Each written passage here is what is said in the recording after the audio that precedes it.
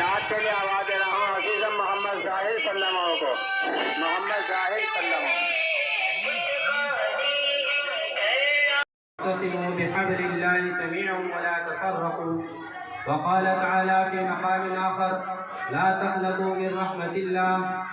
صدق الله العظيم. میرے محترم بزرگوں اور عزیز ساتھیوں اور عزیز طلباء و طالبات، آج ہم سب کے لیے یہ خوشی کا موقع ہے کہ آج 26 جنوری آج ہی کی تاریخ 1950 میں ہمارا ملک حقیقت میں سیکولر ملک بنا تھا. 1950 سے لے کر آج تک یہ ملک سیکولر ملک چلا آ رہا ہے.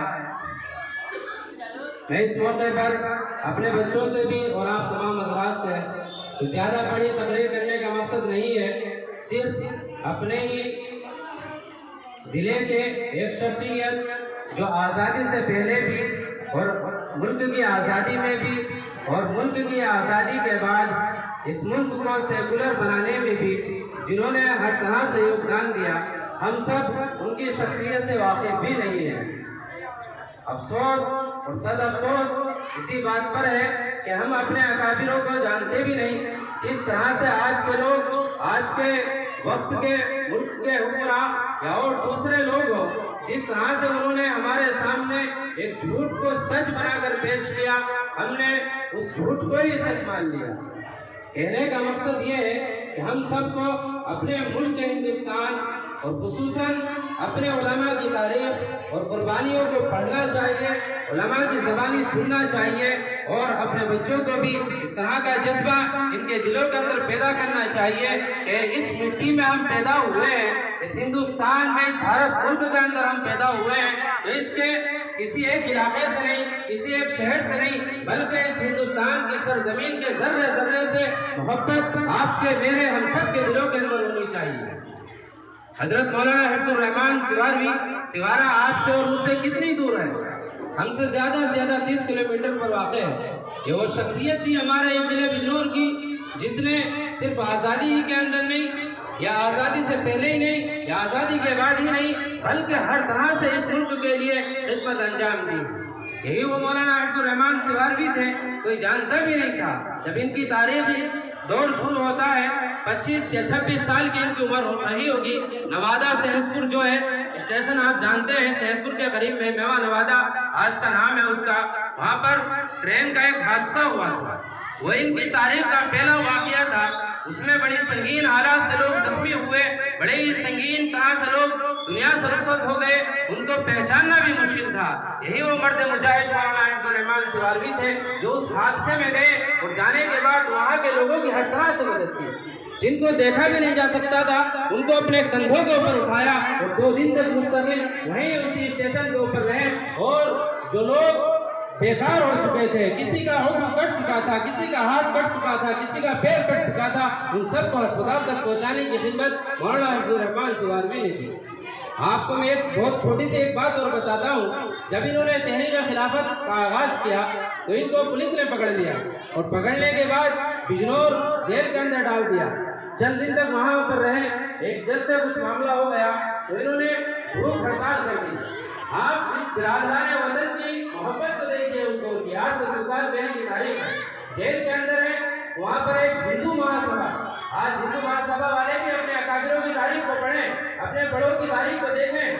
مولانا حفظ الرحمان صاحب کی طرف سے اعلان کیا گیا اس جیل کے اندر کہ ہم نے بھوک ہڑتال کر دی ہے. جو ہندو مہاسبھا کے لیڈر تھے پنڈت صاحب دیور شرما ان کا نام تھا، وہ بھی اس وقت جیل ہی کے اندر تھے. انہوں نے مولانا حفظ الرحمان کے ساتھ شانہ بشانہ دیا، قدم بقدم دیا، اور پنڈت جی نے بھی بالکل یہی اعلان کیا کہ جب تک حفظ الرحمان کی بات نہیں مانی جائے تو کھانا نہیں کھائیں گے. یہ تاریخ تھی اس ملک ہندوستان کی.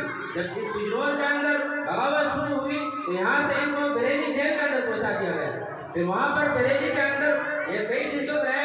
وہاں پر جیسا آج کا ماحول ہے کہ اذان نہیں پڑھی جائے گی، یہ معاملہ نہیں کیا جائے گا. تو اس وقت ایک دلت لیڈر تھے بہت بڑے، انہوں نے مولانا حفظ الرحمان صاحب سے کہا اذان آپ کی عبادت کا حصہ ہے، آپ پڑھیں، ہم بھی آپ کے ساتھ. یہ تھا اس ہندوستان کی تاریخ.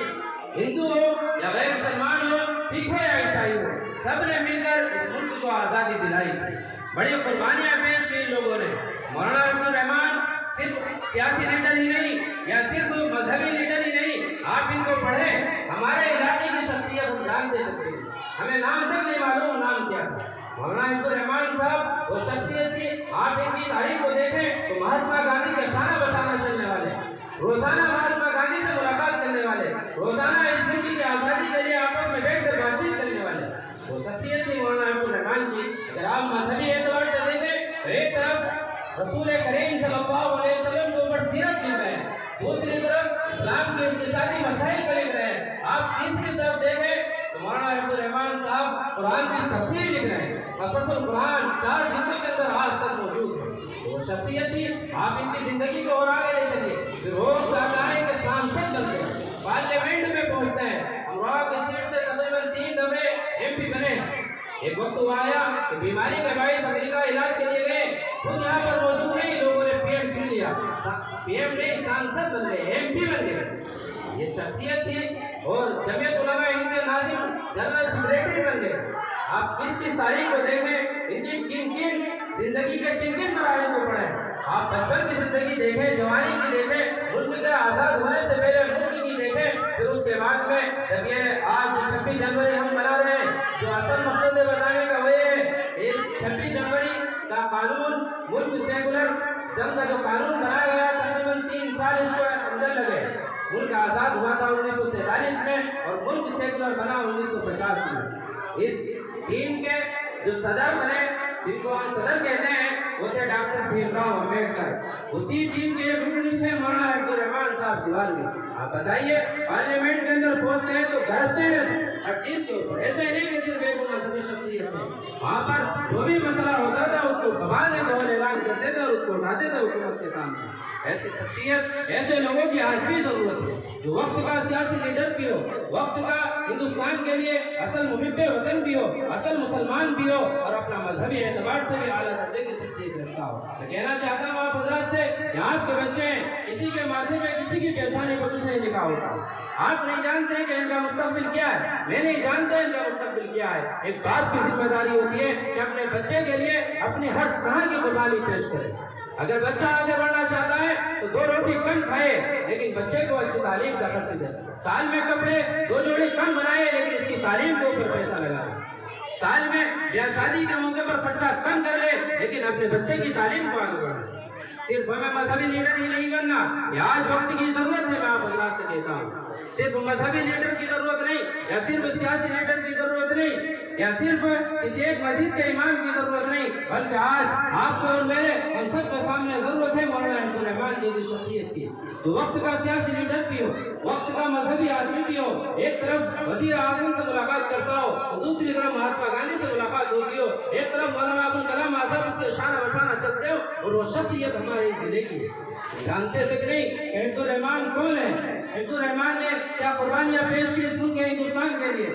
وہ وقت بھی یاد آتا ہے, میں بتاتا چلوں, جب ملک آزاد ہوا چاروں طرف سے گولیاں برس رہی تھی, لیکن جو بندے نے ٹھان لیا کہ مجھے آج وہاں پہنچنا ہے تو پہنچنا ہے. میری جان کی بھی حفاظت کرنے والا میرا اللہ ہے, میرے اسلام کی حفاظت کرنے والا میرا اللہ ہے, میرے اس ہندوستان ملک بھارت کی حفاظت کرنے والا میرا اللہ ہے. کبھی کسی سے نہیں گھبرائے, کبھی کسی سے نہیں ڈرے. ضرورت جس وقت کی پڑی, خون کی ضرورت پڑی خون دیا, مال کی ضرورت پڑی مال دیا, جان کی ضرورت پڑی جان دے کر دنیا سے رخصت ہو گئے. ایسے ایسے لیڈر اس ہندوستان نے ہمیں دیے, اور ہندوستان تو بہت بڑی چیز ہے. ہمارے ہی ضلع کے ہم سے چند کلومیٹر دور کے مولانا عبد الرحمان صاحب سیوال بھی تھے, دارالعلوم دیوبند کے فاضل تھے. لوگ کہتے ہیں کہ مدرسوں کے اندر تو نہ جانے کیا کیا پڑھایا جاتا ہے. عبد الرحمان وہ شخصیت تھی جس نے اپنی تعلیم کا آغاز ہی مدرسے سے کیا تھا. جب وہ بولتے تھے ایسا لگتا تھا کہ قانون ساز بول رہا ہے. قانون پڑھے ہوئے نہیں تھے لیکن مطالعہ اتنا گہرا. جب بولتے تھے ایسا لگتا تھا کہ قانون ساز ملک کے اوپر بات کر رہا ہے. جب بولتے تھے ایسا لگ رہا ہے وقت کا گृہ منتری بول رہا ہے, وقت کا وزیر داخلہ بات کر رہا ہے, وقت کا وزیر اعظم بات کر رہا ہے. آج سانسد کی ویڈیو آپ کے پاس آتی ہے, وہاں ایک آدمی بات کرتا ہے, دوسرا چیخ و پکار کر کے اس کی بات کو نیچا کر کے دکھانا پڑتا ہے. لیکن مولانا عبد الرحمان رحمۃ اللہ علیہ کی وہ شخصیت تھی کہ چاہے ان سے تعلق رکھنے والے لوگ, ان سے محبت کرنے والے لوگ ہوں یا ان کے فریق مخالف مخالف ہوں سب ان کی بات کو غور سے سنا کرتے تھے، کیونکہ وہ شخصیت ہی ایسی تھی، ان کی بات کرنے کا انداز ہی ایسا تھا، ان کا مزاج ہی ایسا تھا۔ آج ضرورت ہے اس بات کی، ہمیں ایسے افراد کی ضرورت ہے کہ بچے ان کی پیشانی پہ کچھ نہیں لکھا، یہ نہیں جانتے اپنی تعلیم کو، یہ نہیں جانتے اپنے مستقبل کو، یہ نہیں جانتے اپنی تمام تر ضروریات کو، لیکن ایک باپ کی اور ایک پڑھانے والے کی ذمہ داری ہے کہ ان کی رگوں کے اندر اس خون کو دوڑائے جو خون مولانا حفظ الرحمان سواربی کی رگوں کے اندر تھا۔ وقت پڑے تو ملک کے لیے مرے، وقت پڑے مذہب کے لیے لڑے، وقت پڑے اپنے مسلمانوں کے لیے چلے۔ آج میں ایک بات اور کہتا ہوں، آج ہم مسلمان جو ہر طرح سے پیچھے جا رہے ہیں، اس کی سب سے بڑی وجہ ہے کہ ہم اپنے مذہبی تعلیمات سے پیچھے ہٹ گئے۔